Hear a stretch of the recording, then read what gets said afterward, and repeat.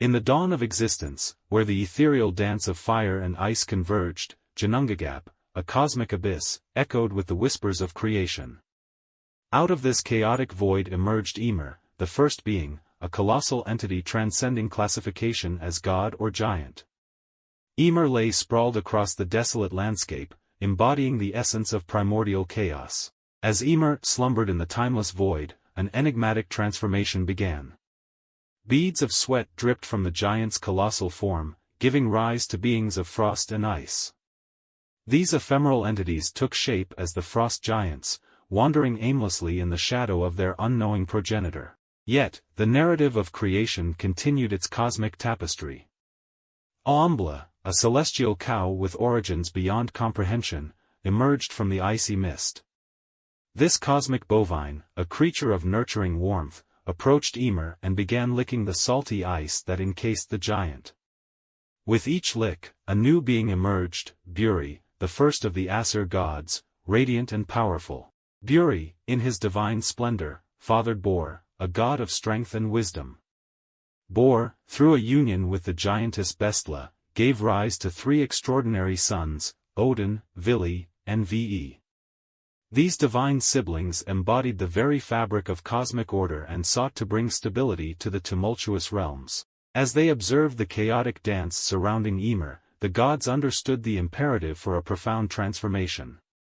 With unwavering courage, Odin, Vili, and Ve approached Ymir during his profound slumber, their divine presence radiating through the cosmic stillness. In an epic struggle that resonated through the very foundations of Ginnungagap, the gods overcame Ymir.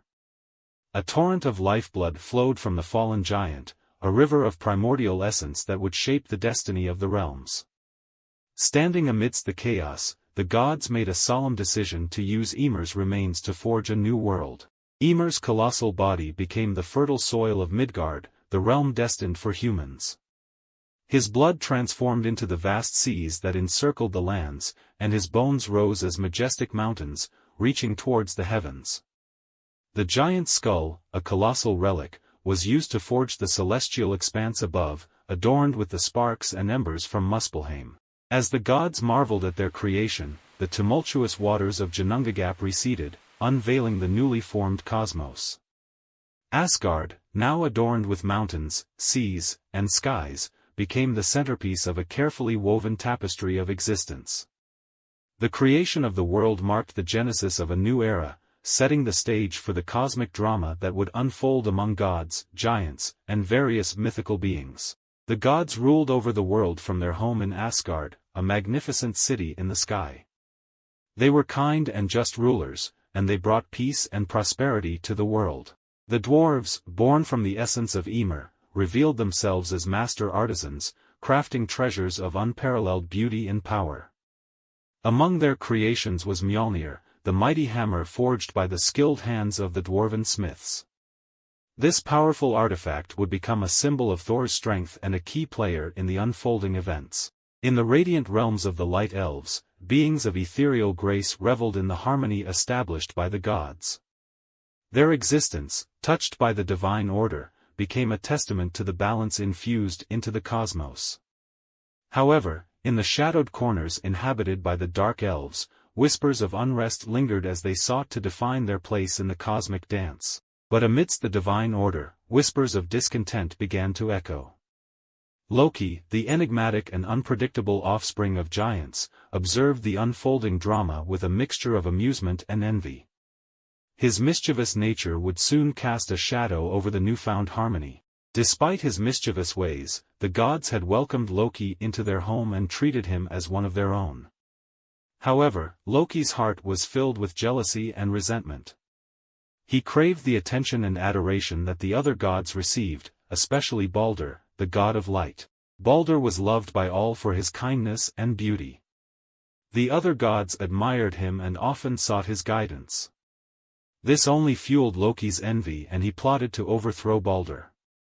In order to do so, he needed the help of his trickery and cunning ways. He crafted a plan to trick the gods into killing Balder. He knew that Balder was immune to all weapons, except mistletoe.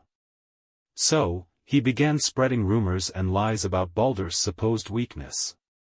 The gods were hesitant at first, but eventually, they all fell for Loki's deceit.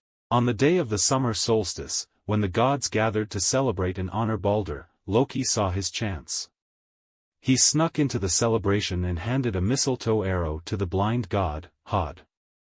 Unknowingly, Hod shot the arrow at Balder, killing him. The entire world was plunged into darkness and chaos. The gods were grief-stricken and filled with rage at what Loki had done. They banished him from Asgard, but Loki was not done yet.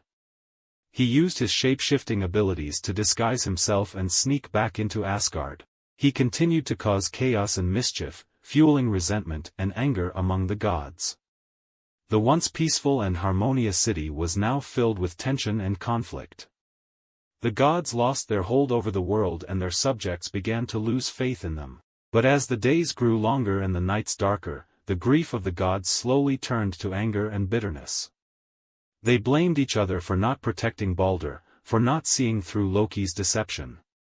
This bitterness soon turned into fights, and soon, the once peaceful realm of Asgard was filled with chaos and destruction.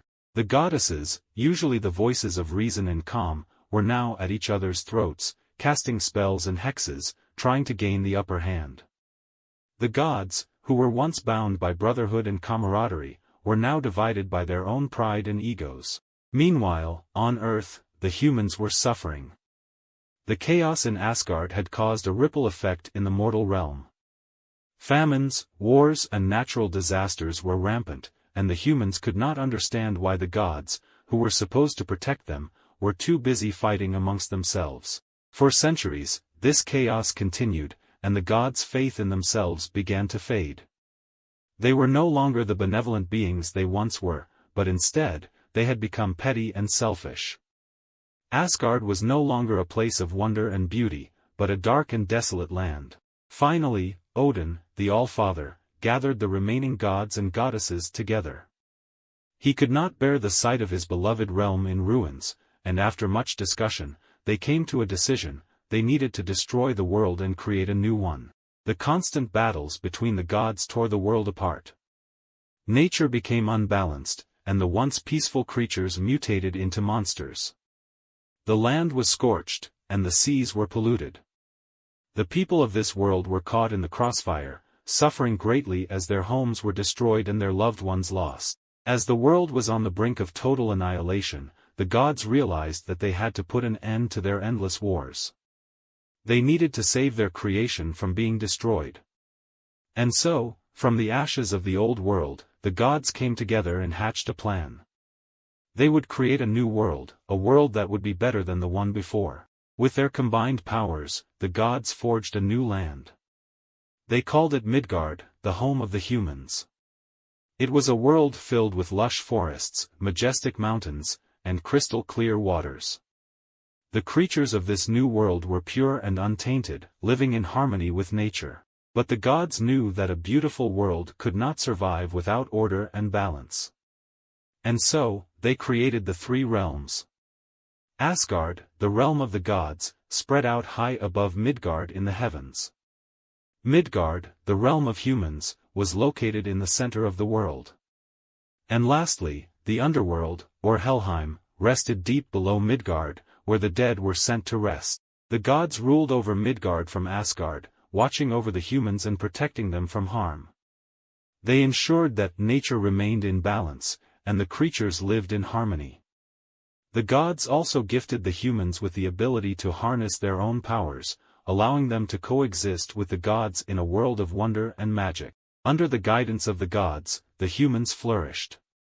They built great cities, created inspiring works of art, and delved into the unknown mysteries of their world. The gods taught them the ways of magic, and the humans used their newfound knowledge to make their lives better, creating a prosperous and peaceful society. As the years went by, the people of Midgard looked up to the gods with admiration and gratitude.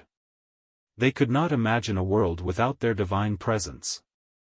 And so, the age of gods and mortals began, a time of magic, wonder, and unbreakable peace. And as the gods looked down upon their creation, they smiled, knowing that their sacrifice and hard work had resulted in a world that was better than the one before. Midgard was their gift to the humans, a world where they could live in harmony and thrive, all thanks to the gods who had risen from the ashes of the old world.